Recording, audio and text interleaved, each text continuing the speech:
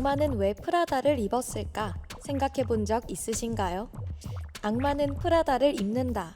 영화나 소설로 많이 접해보셨을 텐데요. 브랜드의 멋있는 외면 속 숨은 내면의 모습을 들여다보고 싶다는 생각 해본 적 없으신가요? 저희가 알려드리겠습니다. 그럼 악마는 왜 프라다를 입었을까 생각해보며 오늘의 방송 시작해보도록 하겠습니다.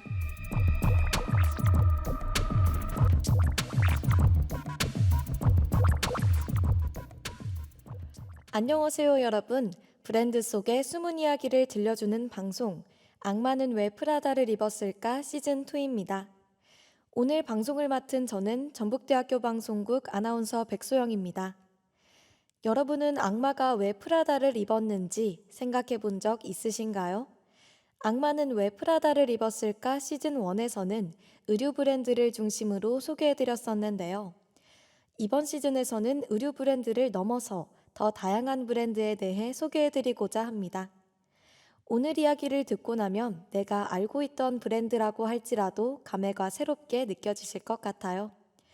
알면 알수록 재미있는 브랜드 이야기. 오늘 함께 알아볼 브랜드는 어떤 브랜드일까요? 퀴즈를 하나 내드릴게요.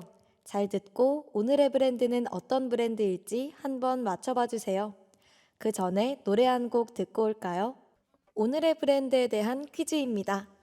이 브랜드의 이름은 허먼 벨빈의 소설 모비딕에 나오는 인물 이름에서 따왔는데요.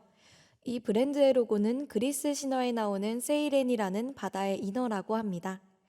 세이렌은 아름답고 달콤한 노랫소리로 지나가는 배의 선원들을 유혹하여 죽음에 이르게 했던 존재였다고 하죠. 이처럼 사람들을 홀려서 사람들이 이 브랜드를 자주 이용하게끔 만들겠다는 뜻으로 이 브랜드의 로고에 세이렌을 넣었다고 합니다. 이 브랜드는 어디일까요? 오늘 함께 알아볼 브랜드는 이 퀴즈의 답과 맥심인데요. 노래 듣고 와서 퀴즈에 대한 답 알려드리겠습니다. 노래 듣고 올게요. 네, 노래 듣고 왔습니다. 퀴즈의 정답은 바로 스타벅스인데요. 스타벅스의 역사는 1942년 미국에서 시작됩니다. 그해 샌프란시스코와 오클랜드, 미시간의 디트로이트에서는 볼드윈과 보우커, 시글이라는 세 아이가 태어났습니다. 출신도 자라온 환경도 달랐지만 이 세 명은 캘리포니아 샌프란시스코 대학교에서 만나게 됩니다. 이들은 커피를 굉장히 좋아했는데요. 당시 미국에서는 고급 커피는 찾기 힘들었고 값싼 커피만 즐비했습니다. 어느 날 보우커는 점심 식사를 마치고 커피를 마셨는데요. 하지만 커피가 맛이 없었고 왜 맛있는 커피는 없을까 생각했습니다. 이후 커피 회사를 직접 만들면 어떨까 생각하게 되고 이에 볼드윈과 시글도 찬성했죠. 이 세 명은 고급 커피를 찾는 사람이 분명히 있으리라 생각했고 직접 고급 커피 원두와 장비를 취급하는 회사를 차리자고 결심하게 됩니다. 그리고 세 명은 이제 회사 이름을 고민하게 되죠. 보우커가 소유했던 광고회사를 같이 설립한 테리 이클러가 ST로 시작하는 단어가 파워풀한 것 같다고 말해주는데요. 이에 세 명은 ST로 시작하는 단어를 고민하기 시작했죠. 그러다 보우커는 회사 사무실에 걸려있는 오래된 강산 지도를 보고 스타보라는 마을을 발견했는데요. 보우커는 스타보를 보고 나니 보디백 책자의 항해사 이름인 스타벅스라는 이름이 불현듯 떠오르게 되었고 결국 스타벅스로 이름을 정하게 됐다고 합니다. 정보 찾기를 잘했던 보우커는 커피 공급업체인 피츠커피를 찾아냈고 피츠커피를 찾아가 공급 계약을 맺기도 했죠. 이렇게 그들은 1971년 3월 31일 첫 번째 스타벅스 매장을 오픈하게 됩니다. 첫 번째 매장은 시애틀에 오픈하게 되는데요. 초기 스타벅스는 지금의 스타벅스와는 다르게 마시는 커피를 팔지 않았습니다. 그저 로스트된 커피 원두만을 팔았죠. 첫 9개월 동안 이익도 있었지만 그만큼 지출이 상당히 많았기에 순이익은 그렇게 많지 않았다고 하는데요. 그렇게 오픈 이후 첫 1년 동안은 피츠커피에서 커피 원두를 사며 사업을 이어나갔습니다. 스타벅스가 3명의 동창생들에 의해 성장하고 있을 때 뉴욕 브루클린에서는 스타벅스의 운명을 바꿀 인물이 성장하고 있었습니다. 바로 하워드 슐츠인데요. 슐츠는 가난하게 자랐지만 대학교에 진학하고 졸업 후에는 스키장과 뉴욕 회사에서 일하기도 했습니다.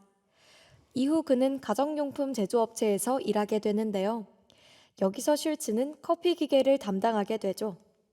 슐츠는 드립 커피에 사용하는 커피 필터를 알아보기 위해 스타벅스로 향하게 됩니다. 당시 스타벅스의 커피 매출이 엄청났기 때문이죠. 슐츠는 스타벅스를 보고 이런 수준의 커피 원두라면 고급 커피의 소유를 충족시킬 뿐만 아니라 사업적으로도 충분히 성공할 수 있겠다는 확신을 가지게 되었습니다. 1년 뒤 슐츠는 스타벅스의 마케팅과 소매업을 담당하는 디렉터로 고용되었는데요. 슐츠는 이탈리아 밀란 여행을 통해 커피를 더 깊게 알게 됩니다. 그리고 미국에 돌아오고 나서 3명의 창업자들에게 커피 원두만 파는 것이 아니라 우리가 직접 커피를 내려 고급 커피를 판매하는 것이 어떠냐고 제안하게 되죠. 볼드윈과 보우커는 솔깃했지만 당시 에스프레소 머신의 높은 비용과 미국 내에서의 머신 보유, 유지, 및 수리에 관한 지식 부족 등의 문제로 고급 커피를 직접 판매하는 것을 포기하게 됩니다. 그럼 이쯤에서 노래 한 곡 듣고 마저 알아볼게요. 스타벅스는 원래 하던 일인 커피 원두 소매에 집중하기 위해 피치 커피를 사들입니다. 1980년대 미국의 커피 판매량은 감소했지만 고급 커피의 판매량은 증가했기 때문이죠. 이에 반해 슐츠는 어쩔 수 없이 원두뿐 아니라 마시는 커피까지 판매하는 자신의 꿈을 이루기 위해 1985년 스타벅스를 떠나게 되었습니다. 슐츠는 고급 커피의 수요와 사업 가능성을 직접 확인한 이후 자신만의 사업을 시작하기 위해 40만 달러를 투자받아야 했는데요. 이탈리아의 에스프레소를 미국에 소개했을 때 성공할 수 있을지는 미지수였지만 슐츠는 자신을 믿고 밀라노에 있는 500개가 넘는 에스프레소 바에 방문했습니다. 242곳의 투자처를 찾아갔지만 217곳이 거부했죠. 많은 실패 끝에 슐츠는 마침내 스타벅스에게서 15만 달러, 로컬 닥터에게 10만 달러를 투자받았고 결국 1986년 지오날레라는 이름의 커피 매장을 차리게 됩니다. 지오날레는 커피와 더불어 아이스크림을 팔았고 오페라 뮤직을 매장 음악으로 사용하며 고급화를 추구했죠. 그리고 매장은 엄청나게 성공적이었습니다. 이에 힘입어 슐츠는 1987년 스타벅스를 380만 달러에 매입하게 되죠. 같은 해인 1987년 슐츠는 스타벅스를 인수하자마자 지오날레의 이름을 스타벅스로 바꾸고 미국 전역을 대상으로 하는 공격적인 전략을 펼쳤습니다. 슐츠의 지휘 아래 스타벅스는 미국 내 커피 문화에 영향을 미치는 대규모 매장 네트워크를 구축했죠. 그뿐만 아니라 스타벅스에서 일했던 소매업 경험을 통해 대규모 유통계약을 따내며 1992년에는 IPO 주식 상장에 성공하게 됩니다. 주식 상장할 당시 스타벅스는 140개의 매장을 보유하고 있었는데요. 이러한 성장에 힘입어 1996년 도쿄, 1997년 필리핀, 1998년 영국에 진출하게 되죠. 영국에서는 영국에 본사를 둔 시애틀 커피 컴퍼니의 56개 매장을 인수해 모든 매장을 스타벅스 브랜드로 변경하는 등 공격적인 전략을 펼쳤습니다. 이후 2000년까지 하워드 슐츠는 스타벅스의 경영을 맡다가 CEO 자리에서 물러나게 되죠.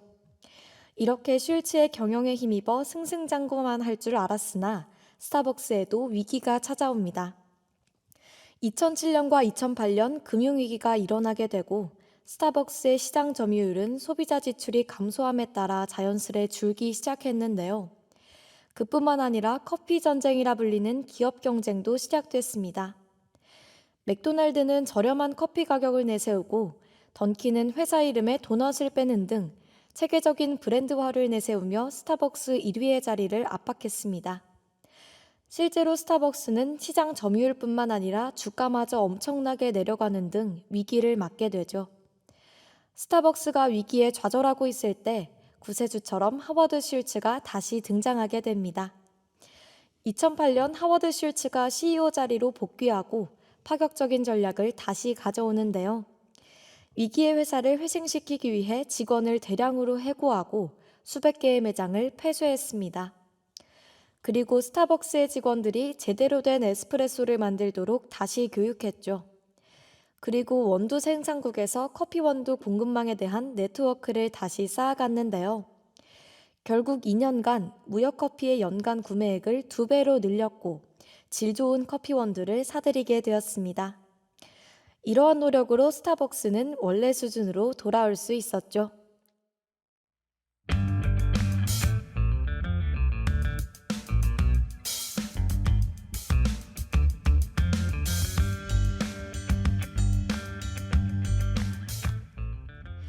지금은 1시 35분.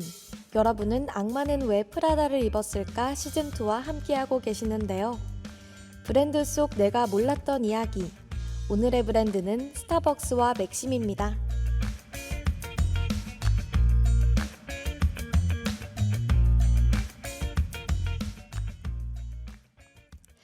오늘의 두 번째 브랜드는 바로 맥심입니다. 우리나라에서 커피는 광복 이전까지만 해도 아주 귀한 음료였기 때문에 꽤 오랫동안 왕궁이나 양반, 외국인들 정도만 즐길 수 있었는데요. 그러던 1968년 정식으로 커피 사업을 시작하며 국내 최초로 커피 생산을 시작한 곳이 바로 동서식품입니다. 동서식품이 처음 인스턴트 커피를 제조할 당시에는 제너럴 푸드와의 기술 제휴를 통해 분무건조 공법을 사용했는데요.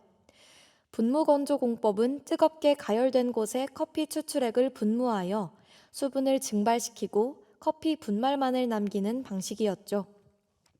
하지만 점차 커피 시장이 고급화될 것으로 전망되면서 더욱 발전한 커피 기술 개발의 필요성 역시 필연적으로 따라왔습니다. 그래서 동서식품은 당시 인스턴트 커피 기술 중 최상위에 위치한 동결건조 공법 기술 개발에 도전하게 되죠. 동결건조 공법은 영하 40도 이하에서 모든 공정이 진행되는데 얼음에서 액체를 거치지 않고 기체로 승화시켜 건조하는 방식입니다. 이 방식은 분무건조 공법에 비해 커피의 핵심인 향이 잘 보존된다는 장점을 가지고 있죠. 하지만 그만큼 공정이 까다롭고 고난도의 기술이 요구되며 무엇보다 생산시설을 갖추는데도 막대한 비용이 들어갔는데요. 그런데도 동서식품은 고객에게 최고의 커피를 선보여야 한다는 책임감으로 1978년 동결건조 공법의 맥심 개발을 시작하게 됩니다. 당시 연간 매출의 3분의 1에 해당하는 금액을 투자한 초대형 도전이었습니다. 그렇게 2년의 세월이 흘러 1980년 동서식품은 국내 최초 동결건조 커피 맥심의 개발에 성공하게 되는데요. 1987년에는 맥심 브랜드의 커피 믹스도 출시하게 되죠. 한편 1980년대 중반이 되자 강하고 진한 맛을 좋아하던 소비자들의 기호가 순하고 부드러운 맛으로 변해가고 있었는데요. 그래서 1988년 동서식품은 이러한 소비자의 기호 변화에 대처하기 위해 기존의 맥심을 개선하거나 변화시키는 방식이 아니라 완전 새로운 제품을 개발하기로 합니다. 사실 처음에는 원두를 연하게 볶기만 하면 될 것이라고 생각했다 하는데요. 하지만 곧 모든 공정이 맛과 향에 영향을 미친다는 것을 깨닫게 됩니다. 추출 기술과 향 회수 공정이 완전히 변해야만 했죠. 그렇게 수많은 시행착오를 거쳐 적절한 로스팅 강도와 추출 기술, 향 회수 공정을 도입한 끝에 1989년 5월 맥심 모카골드를 출시하게 됩니다. 그러던 1997년 우리나라에 IMF 외환 위기가 찾아오는데요. 그런데 IMF는 오히려 맥심 커피 믹스가 급성장하는 계기가 됩니다. 사무실마다 직접 커피를 타먹는 분위기가 생겼으며 적절한 시기에 냉온수기의 보급률까지 높아지면서 커피 믹스가 사무실을 장악하기 최적의 환경이 만들어진 것이죠. 그럼 노래 듣고 와서 맥심에 대해 더 알아볼게요. 동서식품은 커피뿐 아니라 포장에도 많은 공을 들였는데요. 사실 최초의 커피 믹스는 파우치형으로 출시되었습니다. 하지만 그러다 보니 커피와 설탕, 프리마가 무작위로 섞여 있었죠. 그러다 1987년 국내 최초로 스틱 형태의 커피 믹스가 개발되었고 1996년에는 세계 최초로 커피, 프리마, 설탕 순으로 명확히 구분하여 포장할 수 있는 설비를 구축하면서 사람들이 각자 기호에 맞게 설탕량을 조절하는 것이 가능하게 됩니다. 그런데 간혹 커피 믹스 포장을 뜯다가 내용물을 쏟는 경우가 생겼는데요. 당시만 해도 커피 믹스는 세로로 뜯어야 했는데 힘 조절에 실패하면 말 그대로 난리가 났던 것이죠. 동서식품은 이 문제 역시 해결하기 위해 포장 기술을 연구했습니다. 그리고 2008년 레이저로 커피 믹스 스틱 가장 겉면인 페트층에만 가로로 미세한 커팅선을 낸 것인데요. 적은 힘으로도 쉽게 개봉이 가능하도록 하는 기술이었죠. 덕분에 커피 믹스를 흘리는 사람도 많이 줄었고 지금까지도 소비자들에게 큰 사랑을 받고 있습니다. 2018년 동서식품은 서울 용산구 한남동 이태원로에 맥심 플랜트라는 공간을 오픈하기도 했는데요. 도심 속 정원, 숲속 커피 공장이란 테마로 식물의 공장 플랜트라는 동음어를 사용해 이름 지어진 곳입니다.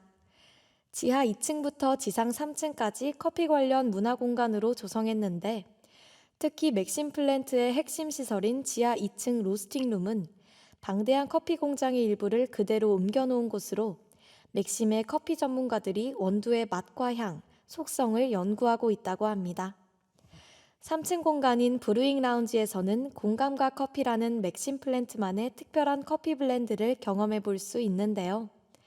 공감과 커피는 선호하는 향미, 산미, 바디감을 선택하면 그에 가장 어울리는 커피 블렌드와 음악을 추천해주는 것이죠.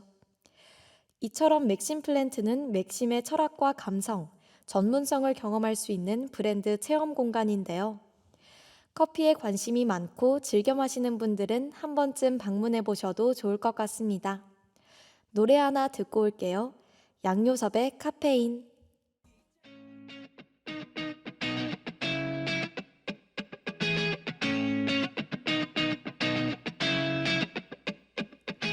내가 몰랐던 스타벅스와 맥심은 어떠셨나요?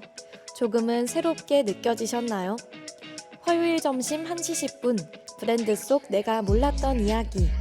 악마는 왜 프라다를 입었을까 시즌2였습니다. 지금까지 제작 연출의 김예진, 기술의 김현주, 모니터의 황서연, 진행의 저는 백소영이었습니다. 감사합니다.